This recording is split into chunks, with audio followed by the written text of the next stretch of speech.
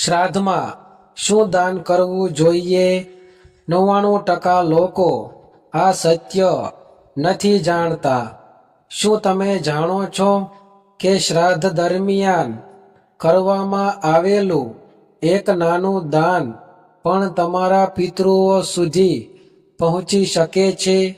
શું ખરેખર એવી કોઈ વસ્તુ છે જેનું દાન કરવાથી પિતૃઓ પ્રસન્ન થાય છે અને તેમના આશીર્વાદ તમારા પરિવાર પર વરસવા લાગે છે? જો તમે આ વાતને માત્ર માન્યતા સમજો છો તો આજે જે જાણવા જઈ રહ્યા છો તે કદાચ તમને ચોંકાવી દેશે. હિન્દુ ધર્મમાં શ્રાદ્ધને માત્ર એક વિધિ નહીં પરંતુ પિતૃઓ પ્રત્યેની કૃતજ્ઞતા વ્યક્ત કરવાનો પવિત્ર અવસર માનવામાં આવ્યો છે. શાસ્ત્રોમાં કહેવામાં આવ્યું છે કે જે સંતાન પોતાના પિતૃઓને યાદ કરીને શ્રદ્ધાપૂર્વક તર્પણ, દાન અને પ્રાર્થના કરે છે તેના જીવનમાં પિતૃદોષની અસર ઓછી થાય છે અને સુખ સમૃદ્ધિના દ્વાર ખુલે છે. પરંતુ અહીં એક મોટો પ્રશ્ન ઊભો થાય છે: શું દરેક દાનનું સમાન ફળ મળે છે? શું કોઈ પણ વસ્તુ દાનમાં આપી દેવાથી પિતૃઓ પ્રસન્ન થઈ જાય છે કે પછી શાસ્ત્રોમાં કેટલાક ખાસ દાનનો ઉલ્લેખ કરવામાં આવ્યો છે જેને શ્રાદ્ધ દરમિયાન અત્યંત શુભ માનવામાં આવે છે? ઘણા લોકો શ્રાદ્ધ તો કરે છે પરંતુ તેમને ખબર જ નથી હોતી કે કયું દાન સૌથી શ્રેષ્ઠ ગણાય છે. પરિણામે તેઓ વિધિ તો પૂર્ણ કરે છે પરંતુ જે લાભ મળવો જોઈએ તે મળતો નથી.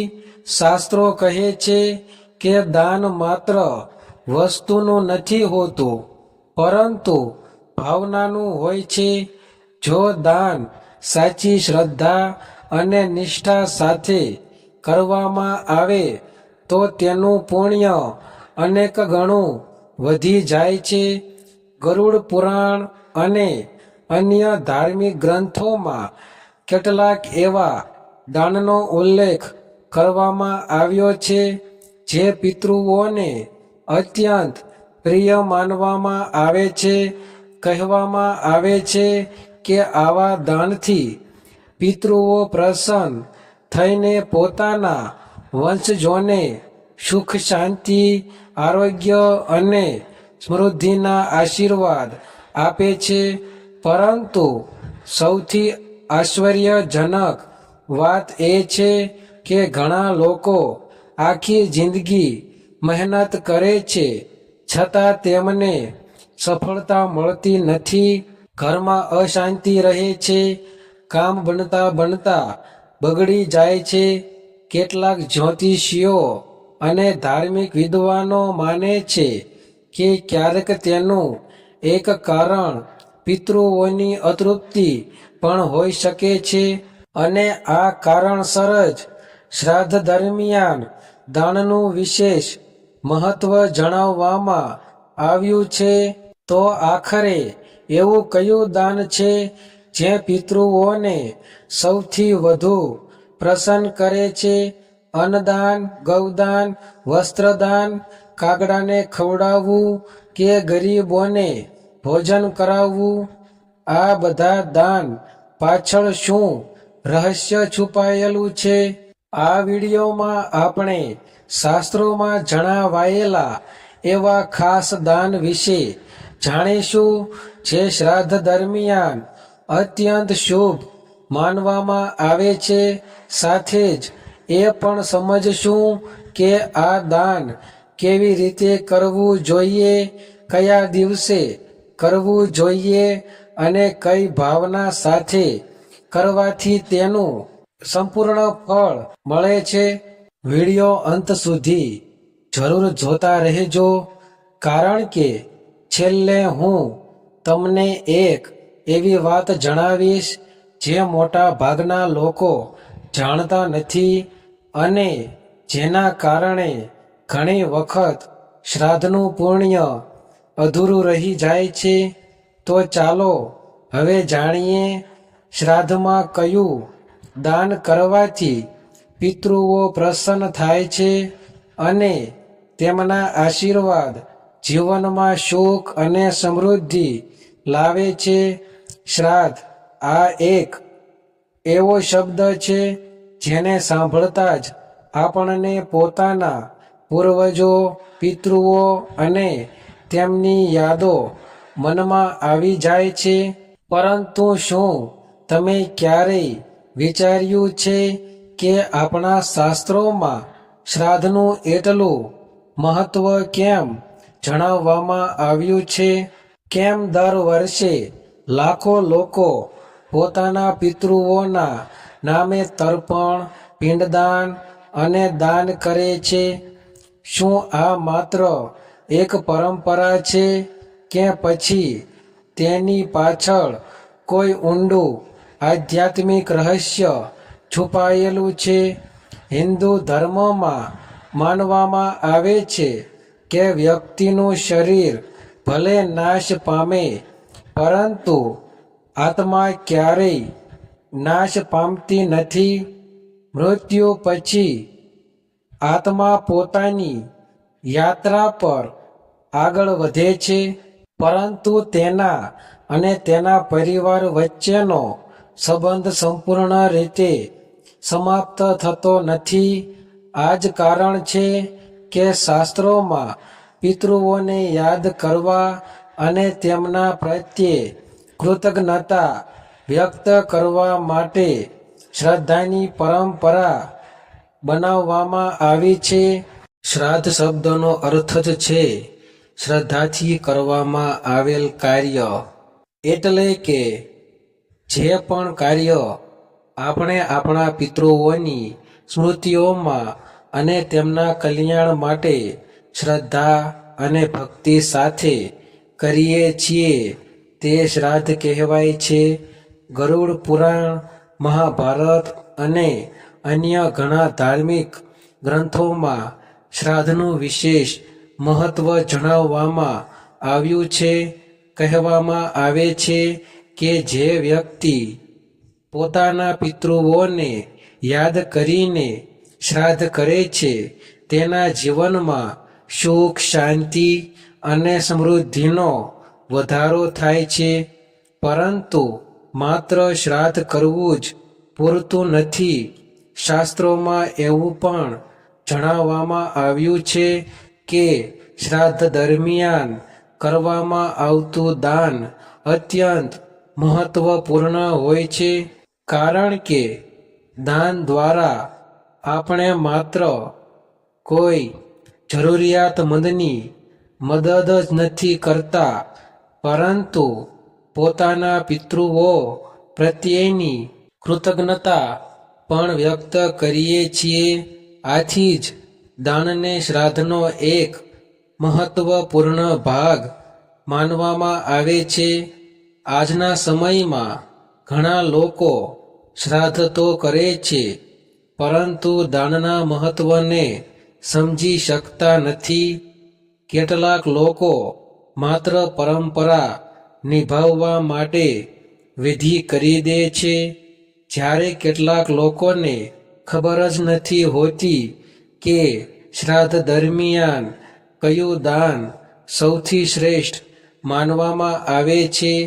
પરિણામે તેઓ શ્રાદ્ધનું સંપૂર્ણ ફળ મેળવી શકતા નથી.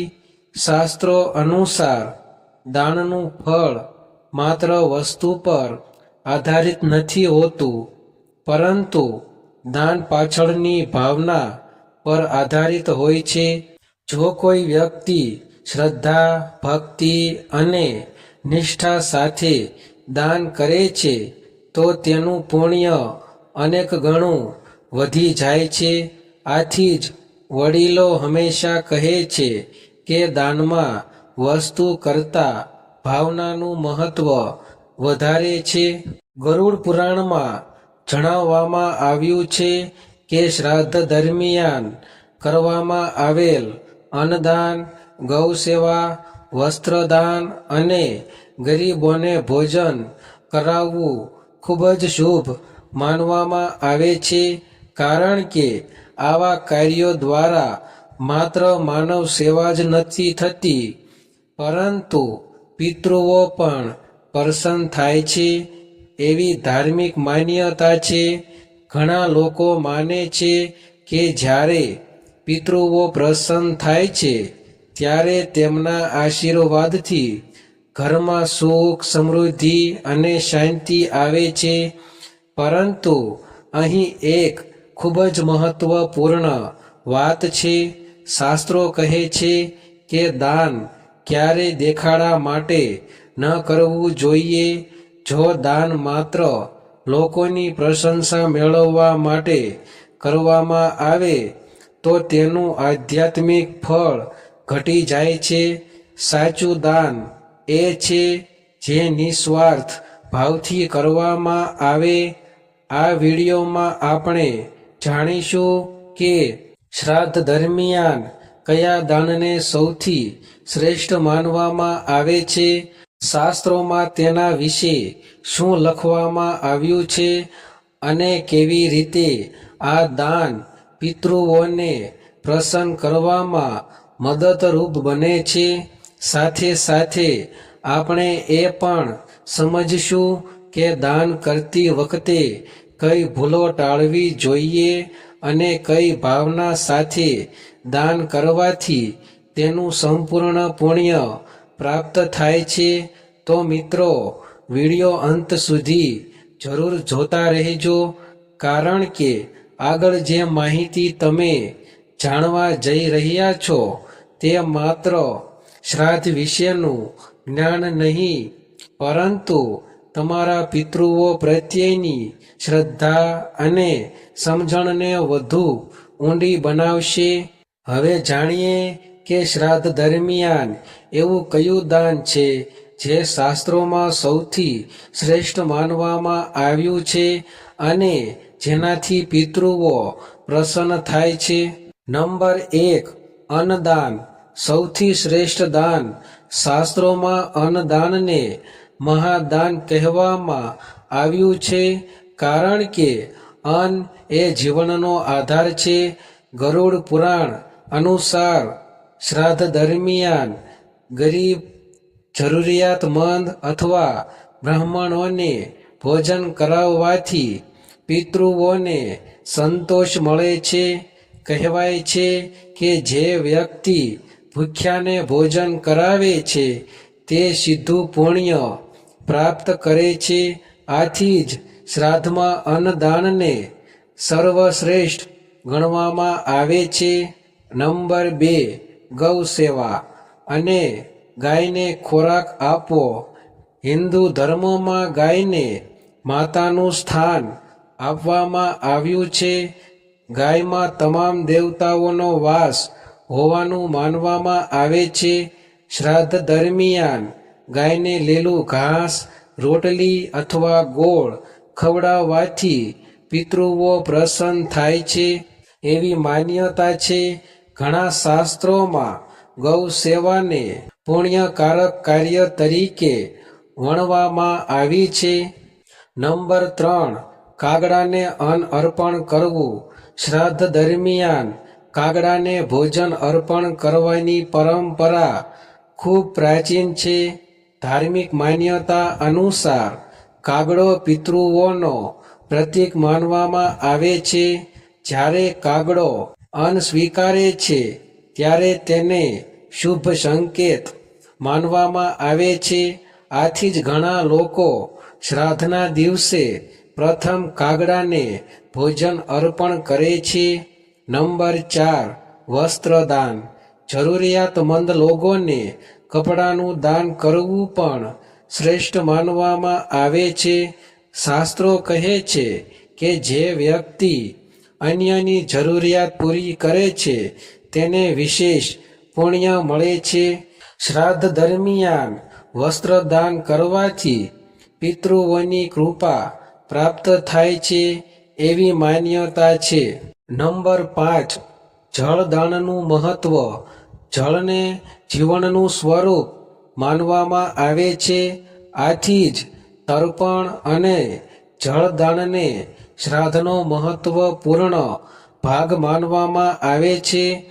શાસ્ત્રોમાં કહેવામાં આવ્યું છે કે પિતૃઓને જળ અર્પણ કરવાથી તેમની પ્રત્યેની શ્રદ્ધા વ્યક્ત થાય છે અને આત્માની શાંતિ માટે પ્રાર્થના થાય છે. નંબર 6, ગરીબોને સહાય કરવી. જો કોઈ વ્યક્તિ પોતાની ક્ષમતા મુજબ ગરીબ અથવા જરૂરિયાતમંદ વ્યક્તિને મદદ કરે તો તે પણ એક ઉત્તમ દાન માનવામાં આવે છે. દાનનું મૂલ્ય તેની રકમમાં નહીં પરંતુ ભાવનામાં હોય છે. આથી જ નિસ્વાર્થ સહાયને વિશેષ મહત્વ આપવામાં આવ્યું છે. નંબર 7, દાનમાં ભાવનાનું મહત્વ. અહીં સૌથી મહત્વની વાત એ છે કે દાન પાછળની ભાવના શુદ્ધ હોવી જોઈએ. જો દાન માત્ર દેખાડા માટે કરવામાં આવે તો તેનું આધ્યાત્મિક મહત્વ ઘટી જાય છે. પરંતુ જો દાન શ્રદ્ધા, ભક્તિ અને નિસ્વાર્થ ભાવથી કરવામાં આવે તો તેનું ફળ અનેક ગણું વધી જાય છે. નંબર 8, કયા દિવસે દાન કરવું.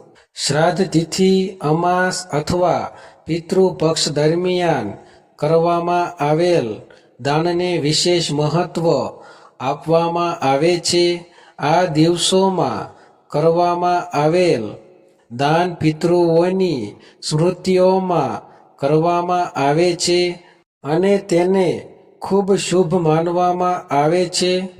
નંબર 9, શું દાનથી પિતૃદોષ દૂર થાય છે.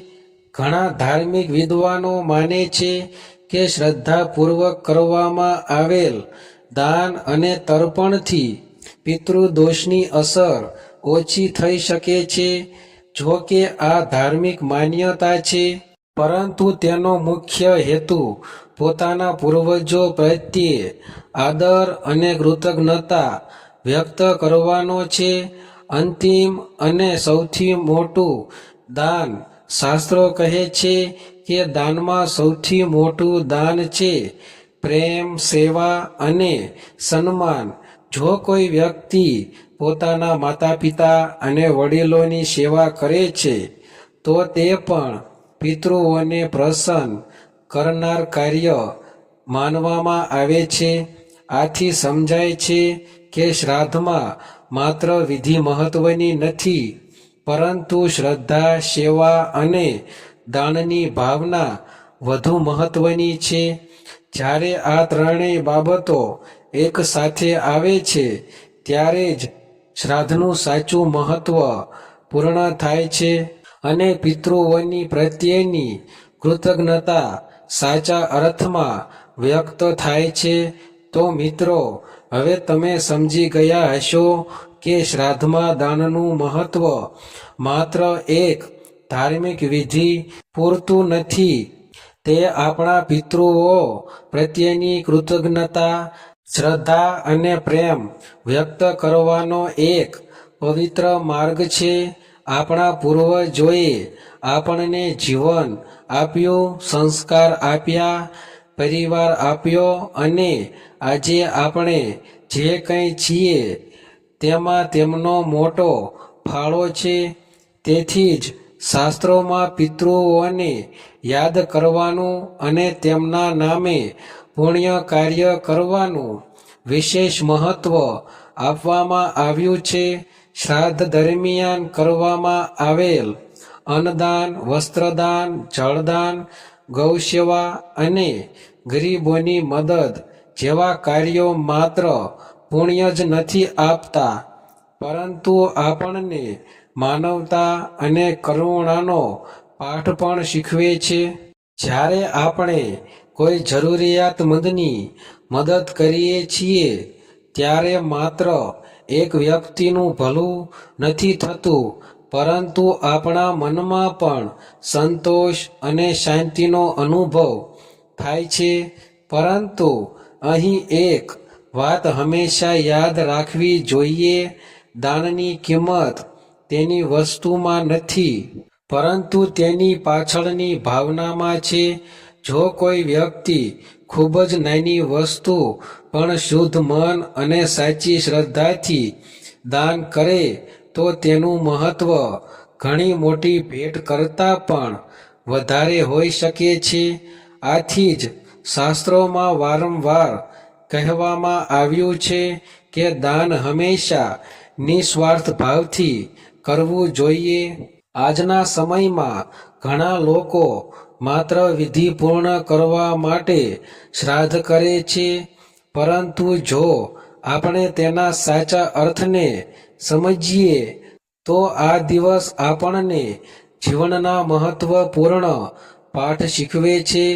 આ દિવસ આપણને યાદ અપાવે છે કે જીવન ક્ષણભંગુર છે, પરંતુ સારા કર્મો અને સારા સંસ્કારો હંમેશા જીવંત રહે છે. પિતૃઓને સાચી શ્રદ્ધાંજલિ માત્ર વિધિ દ્વારા નહીં, પરંતુ સારા જીવન દ્વારા પણ આપી શકાય છે. જો આપણે સત્યના માર્ગ પર ચાલીએ, જરૂરિયાતમંદોની મદદ કરીએ, પોતાના માતા પિતાનો આદર કરીએ અને સારા કર્મો કરીએ, તો તે પણ પિતૃઓ માટે સૌથી મોટું પુણ્ય ગણાય છે. જો તમને લાગે છે કે આજની આ માહિતી ઉપયોગી હતી અને તમને કંઈક જાણવા મળ્યું, તો આ વિડીયોને લાઈક જરૂર કરજો. તમારો એક લાઈક અમને વધુ સારી અને જ્ઞાનવર્ધક માહિતી તમારા સુધી પહોંચાડવાની પ્રેરણા આપે છે. આ વિડીયો તમારા મિત્રો, પરિવારજનો અને સગા સંબંધીઓ સાથે શેર પણ જરૂર કરજો, કારણ કે કદાચ આ માહિતી કોઈ બીજા માટે પણ ખૂબ જ ઉપયોગી સાબિત થઈ શકે છે. હવે હું તમને એક નાનો પ્રશ્ન પૂછવા માંગુ છું: શું તમે દર વર્ષે શ્રાદ્ધ કરો છો? અને તમારા મત મુજબ શ્રાદ્ધમાં સૌથી શ્રેષ્ઠ દાન કયું છે? તમારો જવાબ નીચે કોમેન્ટમાં જરૂર લખજો. અમે તમારા દરેક કોમેન્ટ વાંચીએ છીએ અને તમારા વિચારો જાણવા અમને ખૂબ જ આનંદ થાય છે. અને જો તમે હજુ સુધી અમારી ચેનલ લાઈફ ચેન્જિંગ 9192 ને સબસ્ક્રાઈબ નથી કરી, તો હમણાં જ સબસ્ક્રાઈબ કરી દો અને બાજુમાં આપેલ બેલ આઇકનને પણ દબાવી દો, જેથી આધ્યાત્મિકતા, ધર્મ, વાસ્તુ, પિતૃ રહસ્યો, ગરુડ પુરાણ, જીવન માર્ગદર્શન અને આવા જ જ્ઞાનવર્ધક વિષયો પર આવનારી દરેક નવી વિડીયો તમને સૌથી પહેલા મળી શકે. અમારી ચેનલનો હેતુ માત્ર માહિતી આપવાનો નથી, પરંતુ જીવનને વધુ સારું, વધુ સમજદાર અને વધુ સકારાત્મક બનાવવાનો છે. અને આ યાત્રામાં તમારો સાથ અમારા માટે ખૂબ જ કિંમતી છે. ફરી મળીશું એક નવા રહસ્ય, નવા જ્ઞાન અને નવા જીવન પાઠ સાથે. ત્યાં સુધી પોતાના માતા પિતા, વડીલો અને પિતૃઓનો આદર કરજો, સારા કર્મો કરજો અને જીવનમાં હંમેશા સત્યના માર્ગ પર ચાલવાનો પ્રયત્ન કરજો. જય શ્રી કૃષ્ણ, જય પિતૃદેવ. તો આપ સૌનો ખૂબ ખૂબ આભાર આ વિડીયો અંત સુધી જોવા માટે.